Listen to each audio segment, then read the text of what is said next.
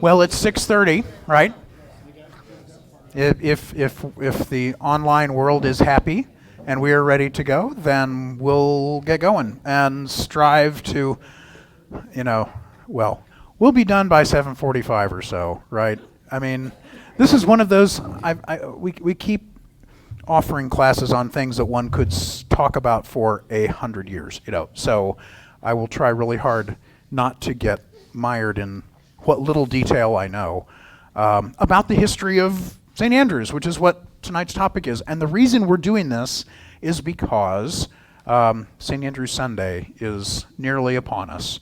So every, basically last Sunday of November, because the feast of St. Andrew is November 30th, we transfer that feast to the Sunday before Advent begins. Because oftentimes the first Sunday of Advent is the closest Sunday to the Feast of St. Andrew, and it makes no sense at all to try to do both St. Andrew and Advent at the same time. We tried that once. It was a train wreck. It was terrible, completely terrible. But so we will have the celebration of Andrew and St. Andrew's on the 26th, right? I think that's the right date. But it just seemed like it would be a good thing to catch up on what we've missed over the past 110 years, right? So that's actually the first thing to note. It's been 110 years. God. Which means it's been 10 years since the centennial. That's kind of... Okay, now I feel old. Anyway. A little, yeah. Yeah. No, I just have absorbed it. No, that's not true. So I'm going to... this is going to be organized... I guess a couple of things to say first. This is organized by rector, and I don't really like that. I don't really like the focus on, we're going to look at the, DeWolf era or whatever, because it makes it sound like the church is all about the rector, which it isn't. But the archives are organized in that way, and it's just easier, and honestly, I didn't have time to try to do something with any more depth about theme or anything else, so it's organized by rector, and I apologize for that. I also want to recognize out loud that there will be people in the room here who will know more than I do about particular times and events and all that, and please, please, please offer what you know, because I've been here the blink of an eye. I spent some time in the archives, but that doesn't mean I really know anything. Okay, so if you know things that we're not covering, please say so. But let's start. So, the Reverend Charles Weed, who I'm sure was Mr. Weed and not Father Weed in the day, most likely. But Charles Weed was the first, now it says there, first rector of St. Andrews. That's wrong in two ways. One is he was not the rector to begin with because St. Andrews didn't actually, he wasn't the rector ever. St. Andrews didn't become a parish until 1923. So he was the vicar, actually, but it kind of amounts to the same thing. But the other thing that you may not know is that he was originally not the vicar of St. Andrews, but the vicar of Church of the Good Shepherd, which is what St. Andrews was for its first 3 years of life. Another church, another group of folks doing mission work in this part of what was outside Kansas City at that point already had claim to the name of St. Andrews, and they were planting a church at Luce Park, roughly, near Luce Park, which wasn't Luce Park at that point. But that's where they were going to put St. Andrews. That didn't happen.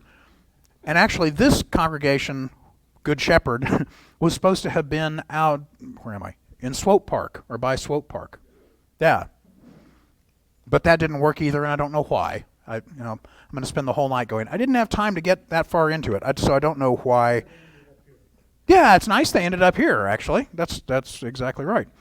So anyway, the first, some of you will know this too, the first service was in January of 1913 at Mr. Weed's home. He lived at roughly, 29 East 53rd Street, which if you look up on Google, you can find that. It's a nice little house. And that was kind of just getting going the first few weeks. The first public service was the 1st of February in 1913. in the back room of Wolferman's Grocery, which I just love because from the very start, this congregation was a mission plant into a community and not a church set on a lovely hill. It was a group of people trying to be faithful in the community in which they found themselves and inviting people into it in the place where they lived their life. And they really lived their life in this case. Not only was it Wolferman's Grocery, the church actually, the worshipers actually met in the back room of Wolferman's next to the stable, listening to the horses, the delivery horses, the horses that would deliver groceries around town. I love that. I imagine they broke wafers, sadly. Yeah, it was the store was at 59th and Brookside, so just right down there. Then eventually, let's see, when was this? Also in 1913, they built this little church. This is what looks like, a little tiny house. Actually was the first church of St. Andrew's. Let's see, what do we know about that? It was at 58th and Walnut, if you want to look it up and see where that is. It was at 58th and Walnut, 2 blocks south of where the streetcar line ended. And actually, is it the next slide? Yeah, I don't know how well you can see this, but this is a map from 1916 of Kansas City. So, will this work? Can I point? I won't do that. Okay. So here's downtown, of course. There's the river. Here's downtown. There's State Line. This is Union Station. Penn Valley Park. There's Brush Creek. So the Country Club Plaza is here. You'll notice there's nothing. It's all north of Union Cemetery at this point, right? But here's the plaza. Come down the streetcar line, and you get to. This is what I'm putting this together by landmarks. This is the cemetery, Forest Hill Cemetery. So this has got to be like 71st Street, Gregory, right? So this has got to be Wornall, and this is about where the church is. So keep in mind how far away that was from everything. Walnut is just 1 block from Main. Right. Walnut's 1 block off Main. So that helps. Yes, right, to visualize where that would be. So as you might guess, think about William Seward buying Alaska. There were a lot of people who said, "What are you thinking?" Because the church, I didn't say this, in 1916, the church bought a lot at Meyer and Wornall. In the middle of nowhere, south of where the streetcar line ended. And so sorry? Charles Weed had the vision to do that, or at least that's the way the story is told. Here, can we do, I'm sorry, I didn't say anything about microphones, but for the folks online, if you can talk into a microphone, I'd appreciate it. Well, we have a picture of Meyer Boulevard. I'm not sure what year it was, pretty early. There's no trees. Yeah, right. No trees out. Yeah, I don't have any good pictures of the neighborhood. There are some, I just didn't get them put in. But yeah, it's flat land. It's a field. Anyway, it's a field. So let's see. The purchase price of this land over here was $11,000. It probably is more than that now, I would just guess. Yeah, right. Yes, per square foot, it's probably $11,000. So anyway, that was 1916 when they bought the land here, thinking, because the little church we just looked at was a really little church that had, by the way, no running water. They had to, carry water in. South of the, I already said that. So 1916, there's all this hope, right? Well, what else was going on in the world in 1916? Which we weren't in yet, but we were going to be. So 1917 happened. The U.S. went into the war. The war happened. The economic dislocation that always follows a war happened. Plus, yes, what else was going on in 1919 and 1920? Yeah, the other pandemic, the first pandemic for us. So it wasn't until, let's see, do I have this? Yeah, that's.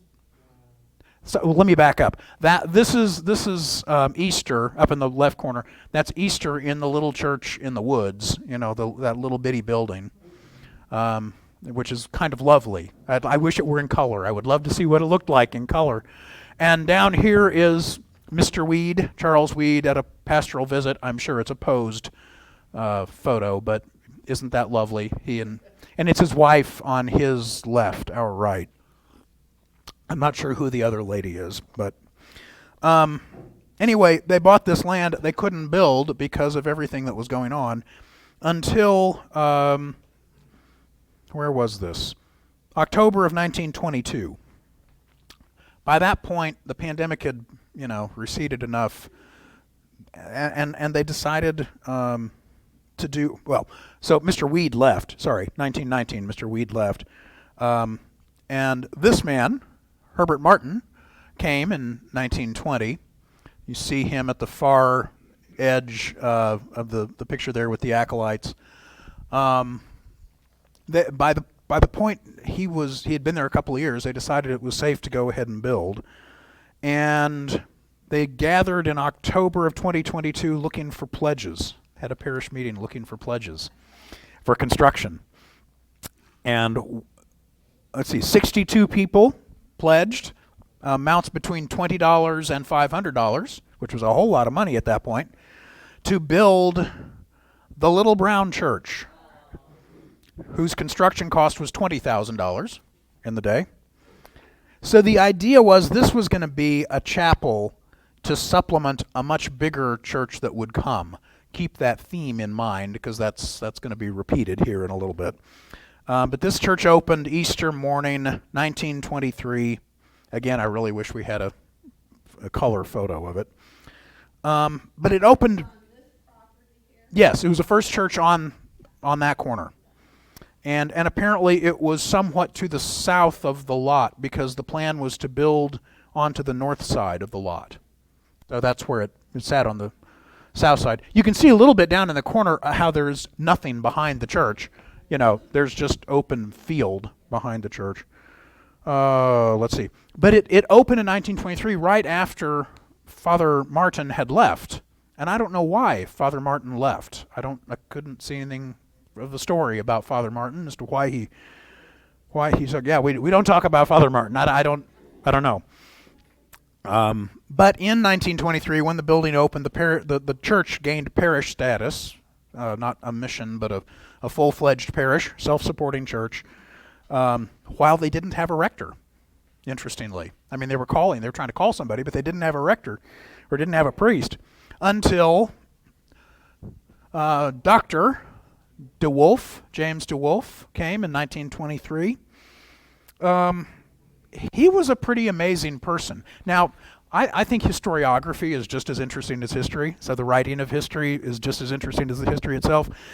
In this book, which some of you will have seen in the library or floating around other places, The Spirit of St. Andrews, this was the 50th anniversary book, 1963, and some of what I'm using here is from this book. This was written as an ode to Earl Jewell, really, because it was the year before he retired, and the 50th anniversary of the church, and his 25th anniversary of being rector. So this is basically, it's a combination history and high school yearbook. It's hilarious to read through. You really ought to grab one in the library. There are several floating around. Grab one and page through. It is a classic of its time. Sorry? Yes, but leave it in the library. I will put this back. Anyway, this book actually says very little about James DeWolf. Why would that be? Well, no, he stayed 23 to 34. He wasn't Dr. Jewell, that's why. But even though, where are we? No, even though he wasn't Dr. Jewell, and this is another shot of that first church. This is the church that Dr. DeWolf inherited, right? So at the point that Dr. DeWolf came, there were 128 communicants. Now, communicant in the day meant people who had been confirmed and could receive communion. It didn't count the kids. So later on there will be numbers of communicants and children's church, which is then basically everybody. But so he started with 128 communicants, and by 1931 there were 740. Now, my math is not great, but even I know that's a lot of growth. That's quite a, yeah. Suburbs growing Yes. during that time. Yeah, and so that's because where they, yeah, I mean, Mr. Weed had been exactly right about where to put his church, as it turned out. And Dr. DeWolf was quite a leader, as it turns out. And so in, let's see, yeah, 100. There were by 1929 there were 1,000 baptized folks in this congregation. So in June of 1929, there's 1,000 people for this little bitty building, right? I mean, they really crammed people in, but still, it was pretty small for a congregation of 1,000 people. So in June of 1929, the leadership, says, okay, we're gonna ask for pledges for the construction of a new building, with a goal of $175,000, which in today's money is $2.25 million. They were trying to raise today $2.25 million. And what they wanted to build, what they planned to build, was that. Now you're laughing, but this was not a joke. This is basically Christ Chapel in Cambridge, England. That's what it's kind of modeled on. Sorry? No, the city. I think the city would have been fine with it. The problem wasn't the city, as it turned out. The problem was this was June of 1929 when they decided to do this. What else happened in 1929? The stock market crash in October of 1929. But still, they persevered, by golly. And they broke ground for the new church in December of 1929. And I'm sure it must have been the case, right? That they're thinking, this is going to pass. We're going to get better. Things are going to turn around. We can do this, right? Well, and God is with us. And God was and is with us. That doesn't mean God's going to prevent the Depression from coming. So the Depression came. But it's fascinating to see what they were planning to do. So on the left, that's what it would have looked like from Wornall Road, standing where we are, looking across the street. That's the left side. The right side is looking from Wornall Terrace. So, yeah, wow. It would have been pretty amazing. And of course, they didn't go that far. They couldn't build that. But they did, and I couldn't find a good picture of the church they did end up building. I have a picture that shows a part of it, but that's not really helpful. But that'll come in just a second. John, what were you going to say? Yeah, but some of the footings for this building are there now. So I was going to say that. They laid the pad for this building. They I can't remember what the percentage was now, but the amount of money spent on the foundation was higher than the amount of money spent on the building, because they built the foundation for this because the church they built was designed to be the first unit of the new church building, they said.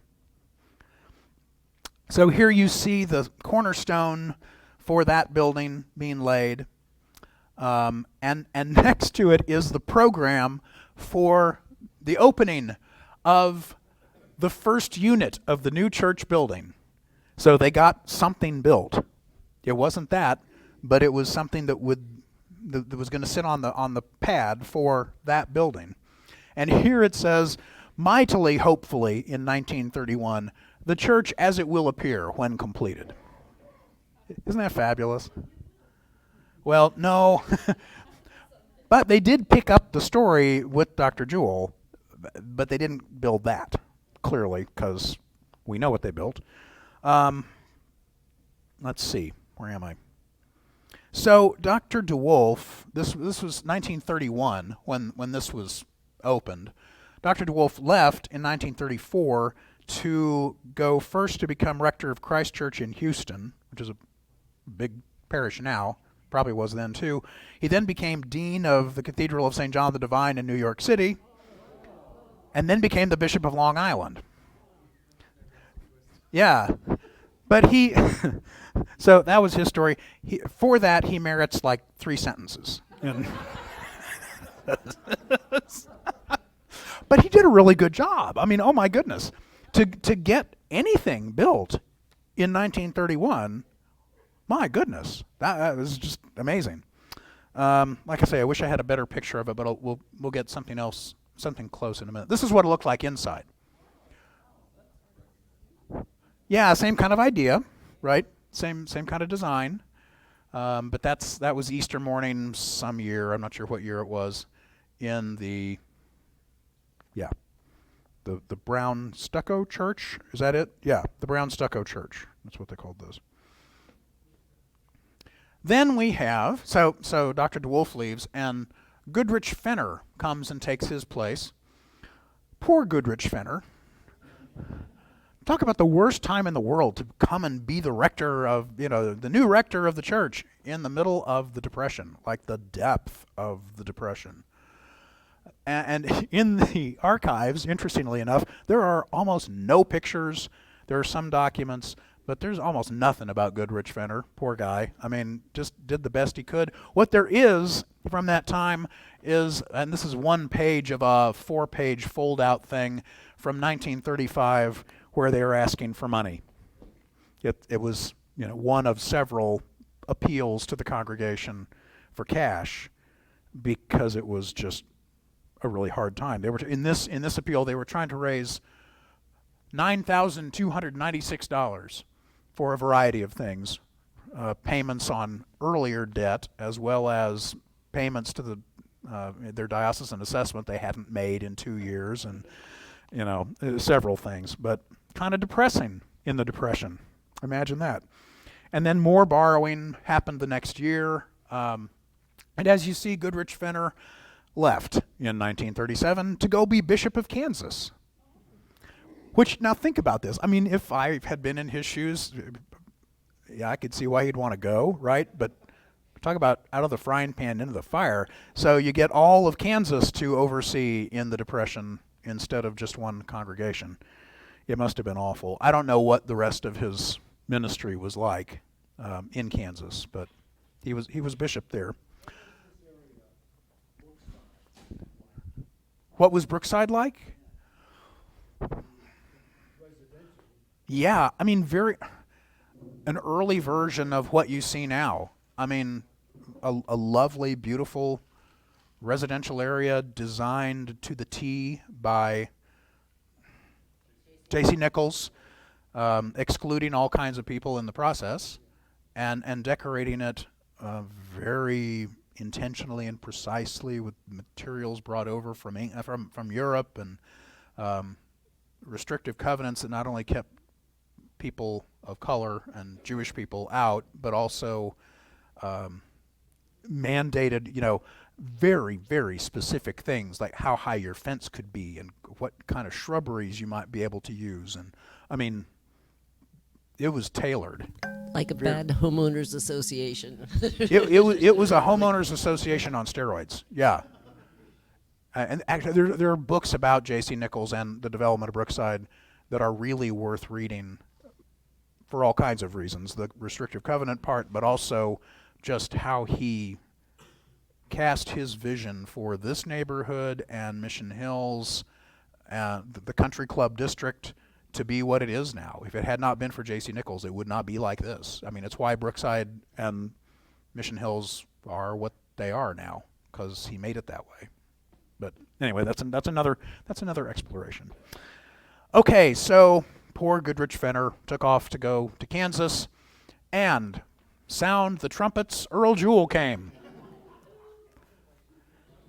So we could have several sessions just on Earl Jewell, I think. I mean, he must. Did you know him? Anybody here know Earl Jewell? You knew him? Acolyte? Okay. I was in church, then. And what I remember about him was that when I was confirmed, he pronounced my name wrong. And he said Deborah. Deborah? And, I have always remembered that. Of course. Of all the things about Earl Jewell, it's the mispronunciation of your name that, yeah, no, right. And you were an acolyte for him? The largest acolyte of any Episcopal church In the country. Yeah, that's right. That's true.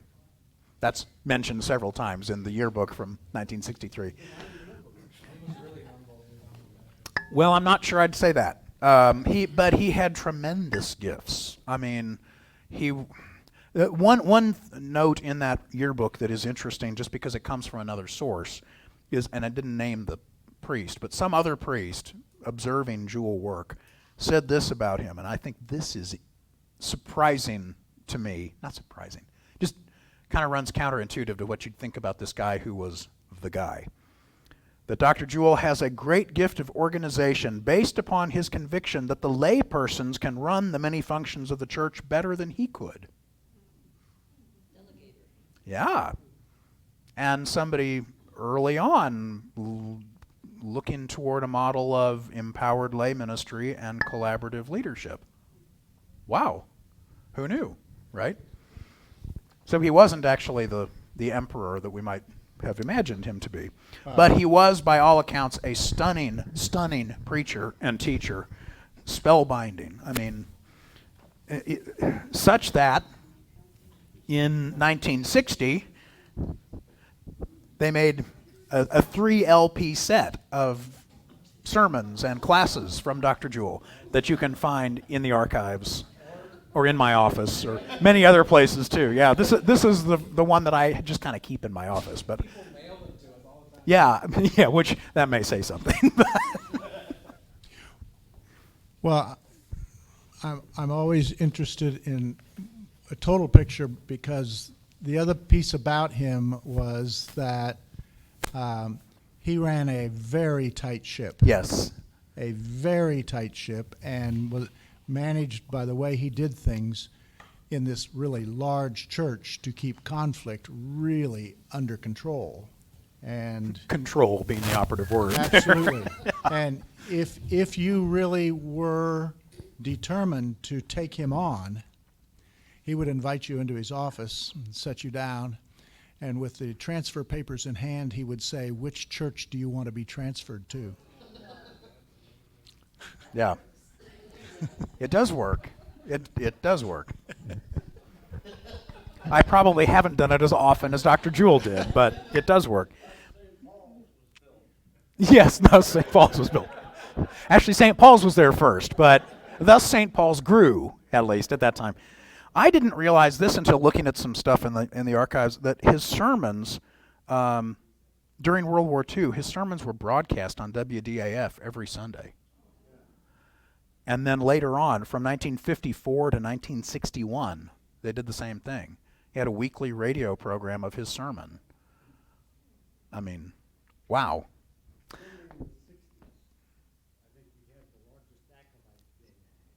Yeah. Well, and by the time he left, where is it?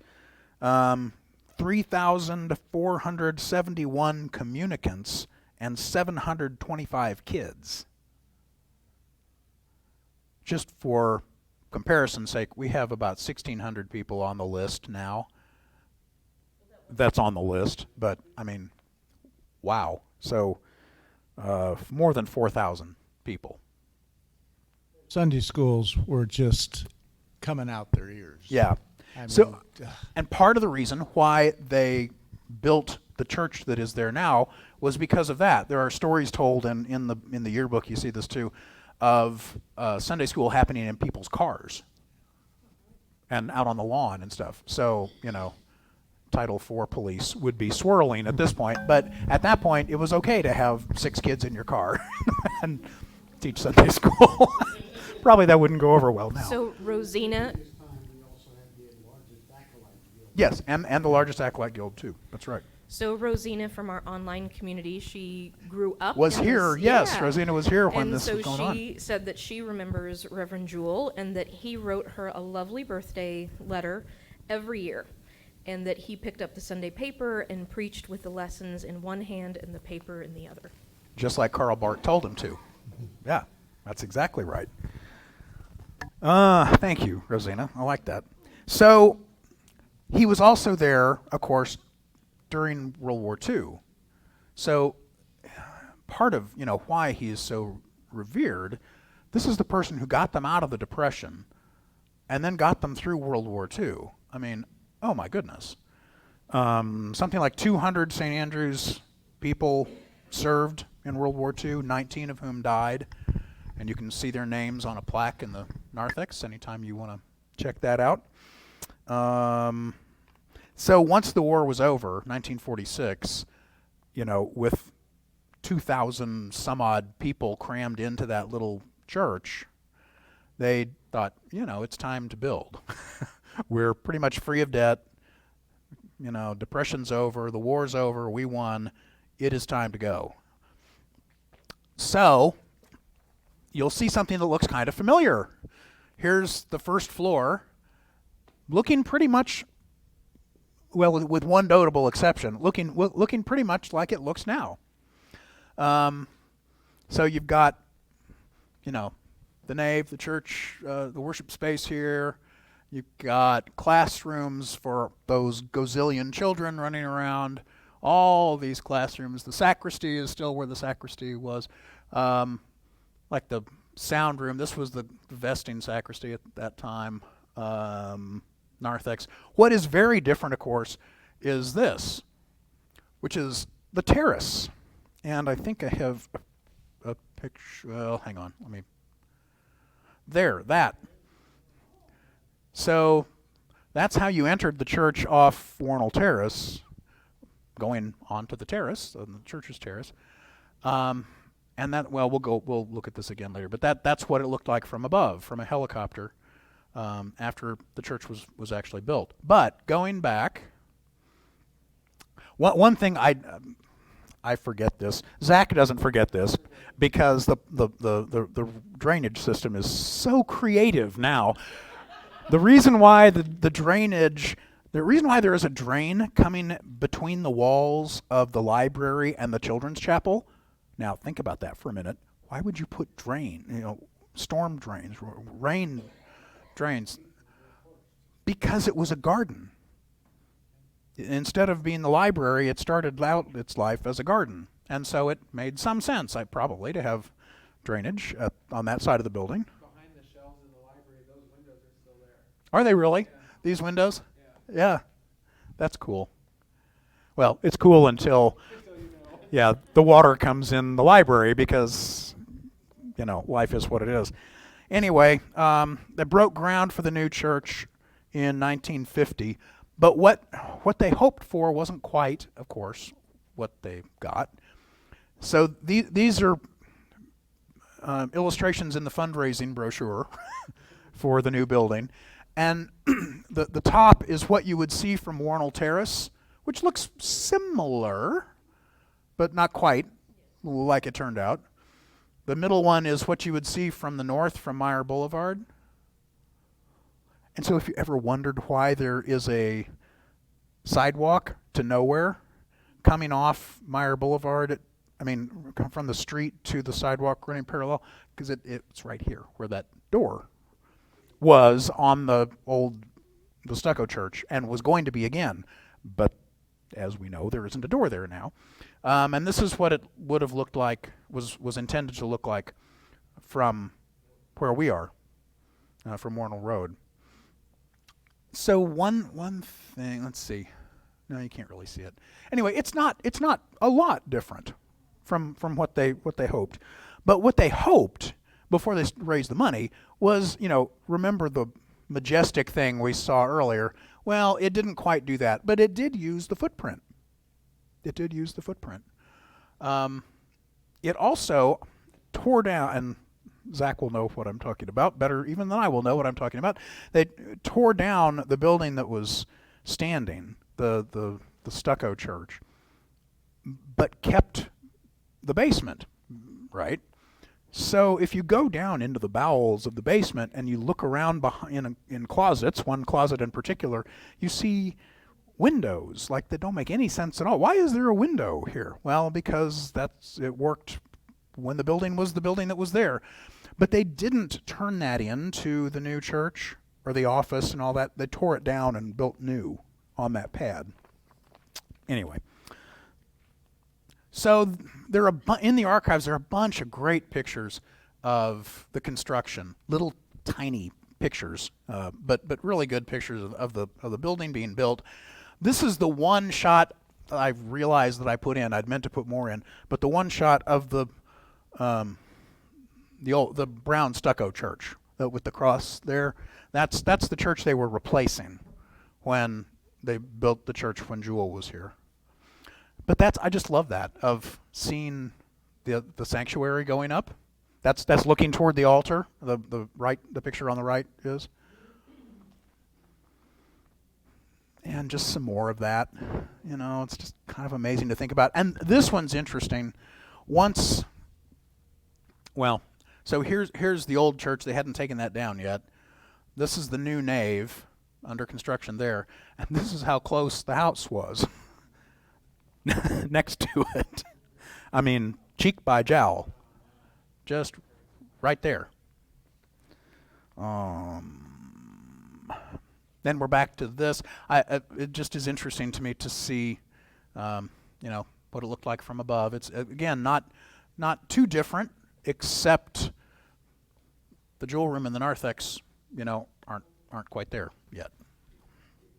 Is the garden's already converted there? Yeah, I guess it is. By 63, when the book was put out, this is where the garden would have been. That's been turned into the library with the skylights in there. I don't know when that happened. I didn't see that. So that was a success. Fabulous new church. Maybe not what they had hoped in 1931, but a fabulous new church. And under the impetus of the growth that was happening in Kansas City and in the neighborhood, and the position St. Andrews had come to in leadership in the community and in the neighborhood, they looked south and said, well, we were a church planted by missionaries in 1913 in a field. Where's the next field? Literally the mission field, right? Well, it was Redbridge. So Redbridge Road, which was something else then, a more country-sounding name.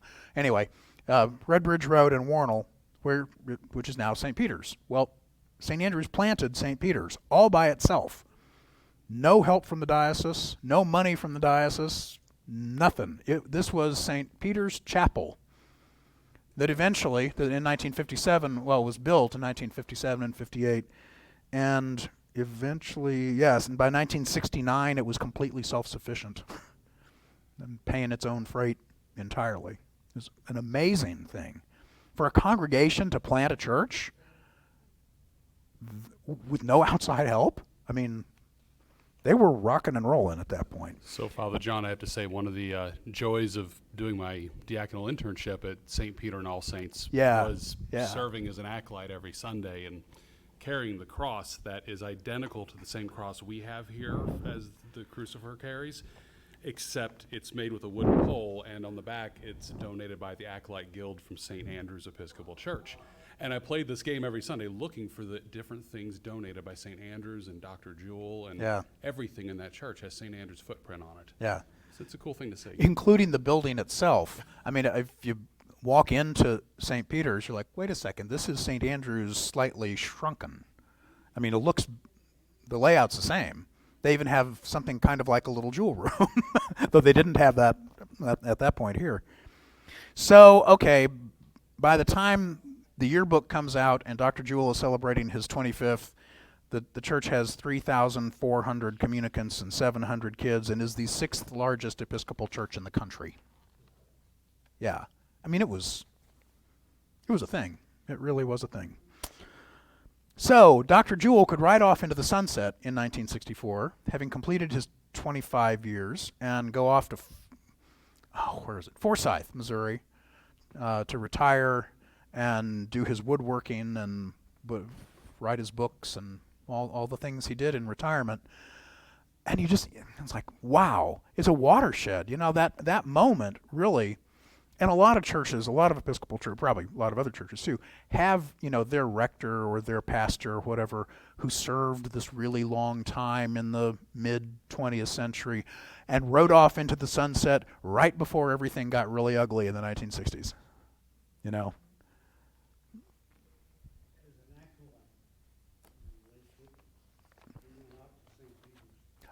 Oh, did you? St. Andrew's acolytes went down there to serve? Okay. That's cool. Yeah, there was St. Andrews, they planted it really intentionally and really well. I mean, St. Andrews members were deployed to go be part of that congregation and be part of the vestry or bishop's committee or whatever they called it in that congregation. The leadership structure was very intentionally put into place there with really good people, as it turned out. So that's... Oh, well, okay. So here's Dr. Jewell riding off into the sunset. 26 years total. There they are, he and Elsie, right? Wasn't it Elsie? I think that was his wife's name. Whoop. So he was replaced by... Oh, I didn't put the picture of Dr. Johnston in there. Sorry about that, Dr. Johnson. There are very few pictures of Tobe Johnston in the archives. Like the worst assignment you could ever get, right? To be Tobe Johnston. To come in 1964 following Earl Jewell and supposed to be that good. I mean, there's no way you could succeed in that gig, I don't think. A miracle he lasted 6 years? Yeah, that may be true. So where am I? Oh, there we go. His focus was on formation, adult formation. Took that really seriously, and it was the 1960s. So he brought in a young radical priest, right? Because everybody had a young radical priest in the 1960s. So Peter Kreitler, anybody remember Peter Kreitler with the long hair and the motorcycle, right? Seriously, I mean. And people still tell stories. Did you know Peter Kreitler? I mean, I was born in 1965 in Springfield, Missouri, but people are still asking me, did you know Peter Kreitler? I didn't know Peter Kreitler. Anyway, he had a real impact on young people. I mean, you all can say that better than I can. But I mean, he built a heck of a youth group, youth ministry. Really inspired people to be part of the church when a lot of people were leaving the church at that point. John and Debbie, how old were you when this hot rod priest was? We got married in 1960. And so... You weren't at St. Andrews at that point, were you? Weren't you? Yeah. You were here then? Okay. Let's see. What else about Tobe Johnson? So the social changes began. This was the time when women began being on vestry. Oh my goodness, that's not the vestry. There weren't that many women on vestry. That was the junior altar guild. What else was going on? Outreach ministry was really beginning to be taken seriously. It was expanded at that point. And he got himself in trouble in at least some people's eyes. And you all can probably tell the story better than I can. Tobe Johnston did. This is the late 60s. If you remember what was happening in Kansas City in 1968, there was a huge riot, as there was all over the rest of the country when Martin Luther King was killed. And that was just, the tip of the iceberg. Among the things that were getting everybody riled up was what we now call redlining and the Fair Housing Act and Johnson was an advocate, a strong advocate for fair housing legislation, and brought in Saul Alinsky from Chicago to lecture about community organizing. And as I hear it, you can tell me if this is true or not. You know, the powers that be were sort of like, yeah, no, we're we're not going to do that. And he took off. I mean, he left and went to where did he go? Detroit. Yeah, that's right. Took a church in Detroit. So there's all, the social divisions of the time, as well as one might imagine, declining attendance because Dr. Jewell's not there, and it's now 1969 or something, and people are staying away from church in droves at that point, everywhere. Well, yeah, nobody could be. And there were budget deficits, and so you kind of see this pattern beginning. So he went off to Detroit. Oh, I thought this was interesting. I just found this from 1969 as the right year. If you wonder what it looked like before the altar was moved out, when the altar was up against the wall and the presider celebrated Eucharist this way, that's how it was originally designed before. And I don't know what it must have been like to actually pick up that piece of marble and move it out. Oh my goodness. I mean, it took a long time to get it done. I bet it did. Not only was it heavy, but it took a long time to do it. Pretty much all of the time that I was here, we were working on building the consensus to pull it off the wall. Yeah. And I It was was a huge change. Yeah. But that's what it looked like originally. And that altar also was in the brown stucco church, by the way. I didn't have a picture of that, but that's the altar from the church that preceded this one. Okay, so next is Alan Whitman, looking very cool and hip with his jacket off. Wow. So Alan Whitman came in 1971. Also strong focus on Christian formation, adult formation particularly. You were talking about Curcio earlier. He was the one who brought Curcio, right? At least the archives say that. Yeah, probably the other thing Alan brought was guitar ministry, as we used to reference it. And there's a lot of people at St. Andrews today that are here because of that service. Yeah. Which was in the Undercroft and became very divisive in the parish, very divisive, to the point where the powers that be were sitting upstairs and we were all downstairs. Okay. And they said, not going to do it anymore. That's it. You weren't quite in the leadership of the parish at that time. No. Not yet. No. Yeah, there's a memo in the archives, from the rector. We have experimented with all kinds of different worship and different times, and by the way, you have to know this was also the time of liturgical renewal in the Episcopal Church. The prayer book was being, and not just Episcopal Church, but in many denominations, but the prayer book was being revised at this point, and there was this active conversation about, are we going to be modern? Oh my God, are we going to call God you instead of thou? We can't do that, And so part of the process of that liturgical revision was living it out, including services like what you all were doing in the Undercroft. Here's this form, let's try this out. Here's this other form, let's try that out. And that's a great thing to do in terms of testing liturgy. But oh my goodness, it can be a little hard on the ground, right? But that's why we're here. But that's why you're here, yeah, That's right. why we're here, because of that Because it connected service. with you. Yeah, right. So there's this memo that says the times and liturgical expressions will be 8 o'clock is this and 10 o'clock is this and 12 noon is the 1928 prayer book in the chapel. Yeah. For 25 people or something who were still absolutely committed to the 1928 prayer book. Anyway, I tossed this other picture in there just because that's what it looked like before the organ was replaced and when there was red carpet all over the place. So the wall behind the altar was against the wall of the church at that time because it was before the organ? You could always walk around it. It's an ambulatory. I mean, you could always go around that the reredos. But just kind of interesting to see what the look was like. Let's see. So for Alan Whitman, among other things that he got to face, the first female acolytes in the mid-70s, as well as new liturgies.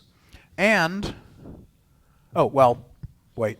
There are a gazillion pictures of, rector of the moment and the acolytes. This is just one. It's a good picture of Alan in the worship space. But over to the right is Alan Whitman breaking something. So that was because that patio that we saw a picture of became the jewel room. So that was the symbolic, let's start the destruction of the patio to put in the jewel room. And don't you wish we could look and see what was under the floor?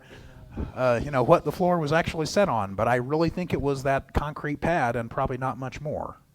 I mean, right? We're going to find out pretty soon. Because the floor in the jewel room keeps buckling from moisture, probably coming up through the concrete pad, I would guess. I mean, I'm no engineer, but what else? If you had that giant pad and you put a room on top, wouldn't you kind of just build it on the concrete, I imagine? Anyway, that's Mrs. Spencer, Helen Spencer, who you'll see her plaque, the plaque honoring her and Dr. Jewell. She was the driving force and donor behind all of the jewel room. So the tapestries and the antiques and all that are Mrs. Spencer's gift and direction, as I hear it. Alan Whitman also was the leader of the West Missouri Companion Diocese relationship with Botswana, which I think was the first, is this right, the first time they had a companion relationship? Wasn't that in his time? I don't know how or why he was necessarily connected with Botswana, but he was the kind of the driving force behind it, apparently. We never had anybody over here from Botswana. Yeah. We didn't? No, that was that was Tanzania later. And that was Tanzania. Yeah. Oh, yeah, but I remember Here, were you talking to the mic? talking a lot about Botswana, Yeah. and we had, I can't remember what, but we did things Yeah. that were a part of For that Botswana. relationship. That's cool. Okay, I got to move on. Let's see. So, Alan Whitman resigned 1977, and Fred Vanderpool came in 1978. I love this picture. This picture makes me chuckle. So, next to Fred Vanderpool, do you recognize who the old man is? That's Earl Jewell. It might explain why Fred Vanderpool looks like the most uncomfortable man on the planet. Like, he probably wasn't always that stiff, but oh my God, if I was standing next to Earl Jewell, I'd probably be pretty tense. Yeah. Difficult position to assume. Yeah, no kidding. And not a great fit, as it turned out. So, more change in this period. Women were becoming ordained. Peg Ruth became ordained in 1978 and was the first female clergy person to be part of this congregation. But, the money continued to be a problem, budget problems, deficits, as people were leaving, because people were leaving, both because they were leaving every church and because it was not a great fit between Fred Vanderpool and the congregation. I'm not sure if that picture shows it, but apparently, and you'll remember this, apparently the two houses immediately to the south of the church were knocked down to create a lawn before the parking lot went in. I didn't know that. So there was a south lawn. Those churches that were right up against, those houses that were right up against the church were taken out. And so you got a nice little green space that before long would be filled with concrete so that we could park there. Yeah, we moved them. Well, yeah, and we've got pictures of, yeah, these were torn. Yeah, there were First pictures were being torn moved down. later. The second group was Yeah, moved, yeah. So there's Fred Vanderpool and the female acolyte, who's now entered into the picture, so that's cool. But it didn't go well, and it got really public and really nasty. Just what a bad fit it was between Fred and the church. I don't, apart from, I mean, the stuff in the archives talks about his leadership style, and I don't know exactly what that means. But it didn't go well, and they made him leave. I mean, the vestry told him he needed to resign. I mean, there was a lot. There was it was a faction. A faction? Okay. Yeah, no, a very powerful powerful faction. that- Okay. So this is a local magazine. I can't remember the name of the magazine, but Town Squire. Yes, Town Squire. That's right. It says rich folks need to worship too. There at the bottom of that third or second paragraph. Yeah. Last sentence of the paragraph. Yeah. I mean, well, right. Yeah. So that was all over, all over the media. And I don't know, I guess I don't know how people dealt with that. It must have been really embarrassing. It was hard. Yeah. I mean, it must have been really awful, airing the dirty laundry. There were those of us who just loved Fred and others who didn't. Yeah. Yeah. But Fred went on to a very successful ministry. Yeah, he went to did he go to, no. Where'd He he go? went into the interim. I don't know where he went. Yeah, He became an interim? Yeah, Okay. yeah, and was very, very good. Okay. Very good at it. Just said, yeah, tragic. Is that what you said? Oh. Strange that someone from a divided church would then go into being an interim, which is someone who sort of specializes in Healing bringing and- churches back together again. Yeah. Would have. Maybe he learned some things on the way. A funny but sad story. I was after everything happened. I was over at, 'cause I was senior warden. Second year Fred was here. I Okay. was his senior warden, and so I had a good relationship with Fred. But anyway, after everything happened, Fred called. He said, I think I want to do the interim ministry. Can we talk about it? So I went over and met with him. We're talking. We were out in the kitchen, and he left for a while to go do something. And Martha and I are sitting there, and we're just chatting. And on the kitchen table was a big rubber chicken. And I said, if you knew Martha, she was just wonderful. Anyway, I said, Martha, what's that chicken for? She said, well, when I really get mad about what happened, I take the chicken and just beat the table with it. How human, There we go. And she laughed hard, and it was her way of just getting Of dealing with it, yeah. dealing with something and then laughing at herself. And That's and laughing at herself. Anyway, so there's that. After Fred was an interim here, kind of Ed Swanson, who has, I think, all of 2 items in his folder in the archives, this being one of them. There's the messenger of its day announcing that Ed Swanson was coming. It sounded like from the materials in Jeff Black's folder that he must have done a pretty good job. Swanson must have. Is that right? Oh yeah, he did a great As job. an interim? He was the rector up in Bethlehem, Pennsylvania. Yeah. Debbie and I went up and visited with him. Oh, okay. On the search. Yeah. Okay. And oh yeah, he's a great guy. In fact, he was here. How many years? 4? 2 years. Just 2. 2 Yeah. years. He was the Yeah, he was. Yeah, the he interim. was the interim. Yeah. He was the interim. Yeah. Right. And did what he was Did a supposed to great do. job, I did a mean, great yeah, job. helped the parish figure out who they were Yeah. and who they needed to be calling next, and to heal divisions, or at least begin that work. And who they called was Jeff Black, who called this handsome young man in the back of the room. So that would be John Coyle with Jeff Black. I love that picture. Isn't that great? He was 17. I think, no, that's not right. He had just graduated from the Acolyte Guild. And so John is going to walk us through 5 minutes or so of Jeff Black's time, because he was actually here in the trenches. And that's the other picture is Peg Ruth, Deacon Peg Ruth, who also was serving on the team at that point. Okay, John, tell us the story. Well, yeah, I probably do need a lot of help. That's on. Yeah.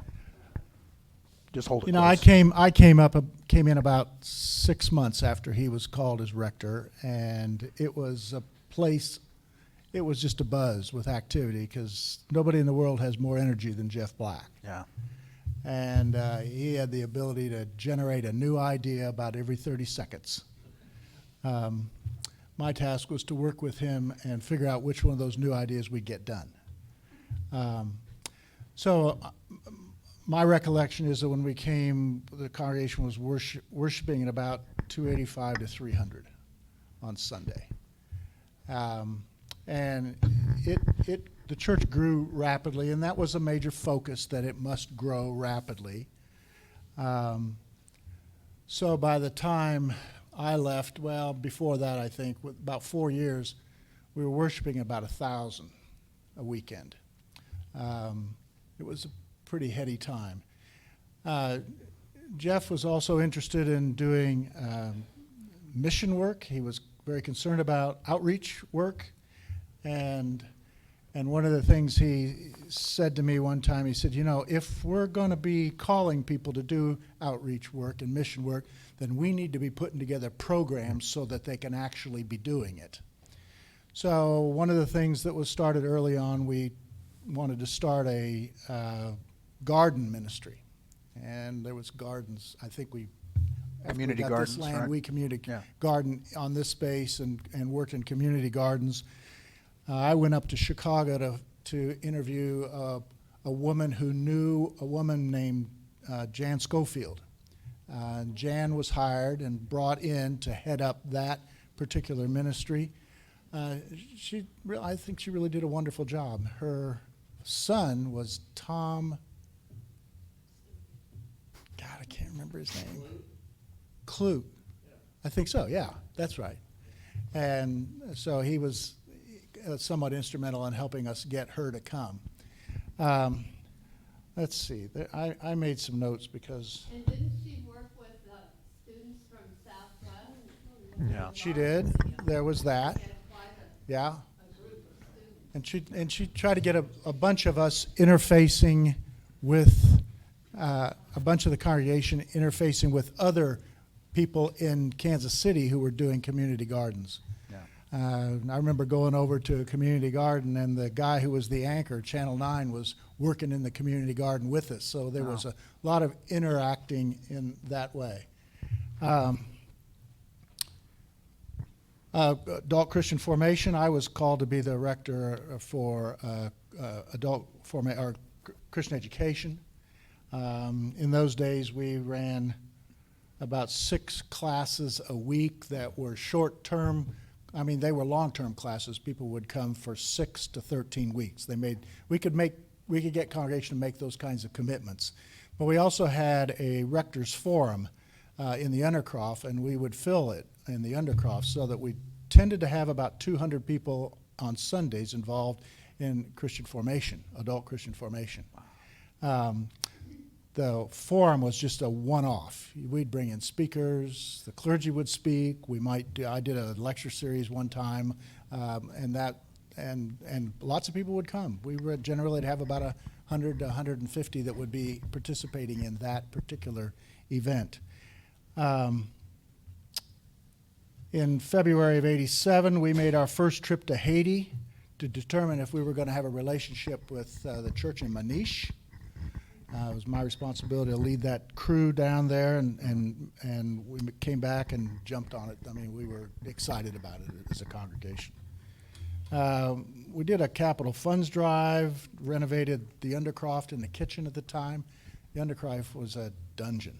I mean, it had black and red was its primary colors, and we basically realized that we were, quote, a corporate-sized church, and typically in a corporate-sized church, you have a room that looks like a ballroom, and that's what we tried to do, is make it look like a ballroom.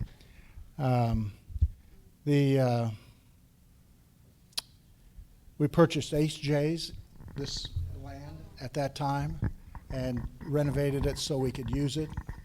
Somewhat of a debacle as we were trying to renovate it, but we made it. It worked out. I mean, it finally got to this point where we have this wonderful space. So, then we did another large capital campaign in which we were involved in the process of taking the 6 houses that were south of the church and picking them up and moving them. So, John. So, yeah, that was a big day, and that was quite an event for the whole community. I mean, they had this big parade of houses, had to move power lines and everything. I'm not exactly sure where they're located, but they're over there someplace. Yeah, they're on the Paseo. On the Paseo? In a row. Okay, Really? In a row? Yeah. I didn't know that. Oh, okay. yeah.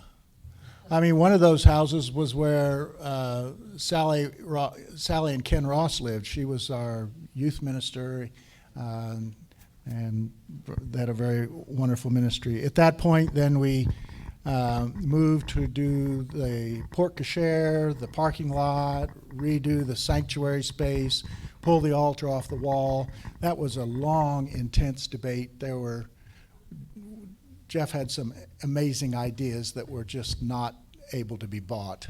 The pulpit was supposed to actually be out in the middle of the church on the east side of the chapel, of the columbarium, so that basically he could preach to the whole congregation sort of in the round. It would have been pretty spectacular, but I don't believe that we just couldn't get that done.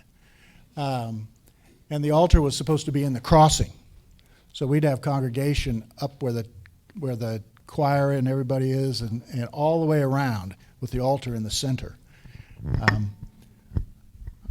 I always thought that what we could achieve was what we actually now have. Yeah. And that's where it ended. So we had preaching missions. We had big speakers coming in and preaching. During this period, I went to Pecos Monastery and had a pretty profound experience. He followed to go there after that, and that really kind of radically impacted the nature of the ministry in this church for that period of time. I mean, I think there's a number of other things that went on, but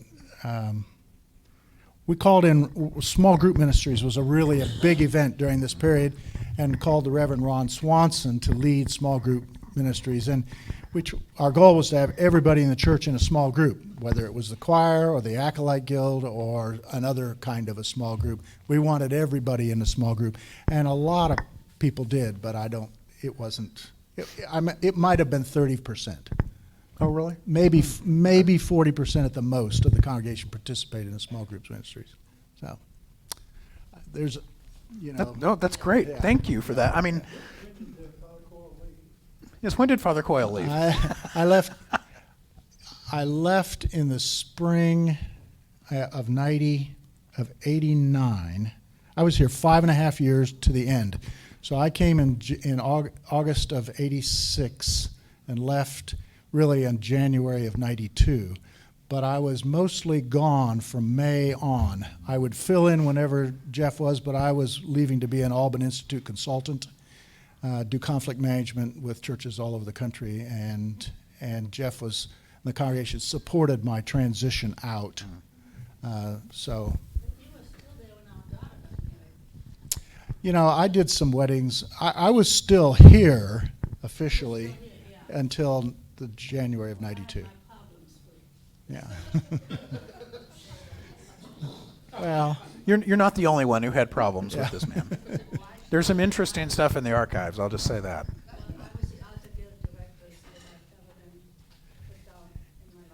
Really? Okay. when No, not by John, but as long as he and I could hold our relationship together, and we loved each other, but it was a tough marriage. As long as we could hold our relationship together, this congregation was just hitting on all 8 cylinders. yeah.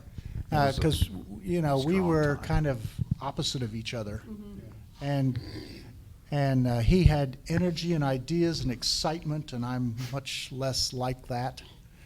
And so we just. You were normal. But. The comment was, "You are normal." Well, I don't really think that's probably true either, but Compared still, with Jeff, maybe. So. He's a great preacher and a Yeah, great teacher. a stunning and preacher. exciting Yeah. person. He really Yeah. was. So I had this article up here just as a contrast to the magazine article you saw a few minutes ago. That this is Kansas City Magazine about the church's work with Habitat for Humanity. I mean, much better press than what we were getting a few years before that. A lot of transitions had happened socially. Yeah. At this Yeah. point too. Yes. And then that would be the young man with the beard. That would be Father Coyle. Yes. Well, and I was secretary Were to you? Jeff Black, and when John Coyle was there, and it was quite a wonderful job. Yeah. I don't know, for what, 2 years do you think I was, or maybe more? I don't know, but I loved it, and She started drinking during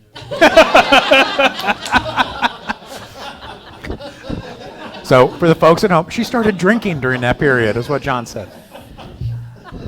it was Nice. really a fun time. And Yeah. then at one point we had a trip to England, and I know I went, and Molly Porter went, and a bunch of us went, and Yeah. Jeff took us over there to some wonderful church over there. That it was a whole wonderful experience. program was called. What I don't was know. that? I don't know. Because we had it over here. Yeah, then we brought it over here. Came over here then, yeah. Well, we're getting late, so I'm gonna move on a little bit, but I wanted to spend some time with the Black years because it was, I mean, the thing closest to Earl Jewell's time that there's been since Earl Jewell's time, I think. I mean, it was a really monumentally significant moment in the parish's life. Not moment, 10 years in the parish's life. And that's another thing. Jeff was here 10 years, longer than almost anybody else since Jewell. Except you. Yeah, yeah, right. Okay, so after Jeff was Greg Mansfield, who started as Jeff's associate rector, assistant rector, whatever his title was. Came in 1997. Loved liturgy, loved to put on a party, right? Whether it was liturgical or otherwise, loved to put on a good party. And that is the time when, among other things, the Three Kings came to be. So that's why the Three Kings are up there. Those are not the same kings we have now. Those are the original kings who were replaced 4 or 5 years ago, probably. 5 years ago? 5 years ago? Anyway, but I mean, same idea as the originals. Lots of excitement and energy with kids and youth ministry, mission trips. Also a pretty heady time until things kind of went south fast. Yep. And this is public, so this isn't spilling any beans from the archives. Jeff had not completed all the academic work he said he did. I mean Jeff. Greg. Sorry, Greg had not completed all the academic work he said he did, and was asked to leave because of that. And so you hear this pattern. It's not consistent, but it comes up, frequently enough to make you worry, right? Of deep conflict between the leader and the congregation, and even to the extent of the leader being forced out. So that's part of the story, too, sadly. And divided congregation, it sounds like. Divisions in the congregation, absolutely. And that was true in Greg's moment, too, right? There were a lot of people who did not want to see Greg kicked out. We didn't. You didn't, okay. We liked him. Yeah, a lot of people. There are stories, and there's stuff in the archives about a meeting of 200 people in the Undercroft or something, trying to process what had happened and what are we going to do next, and a lot of strong feelings on both sides.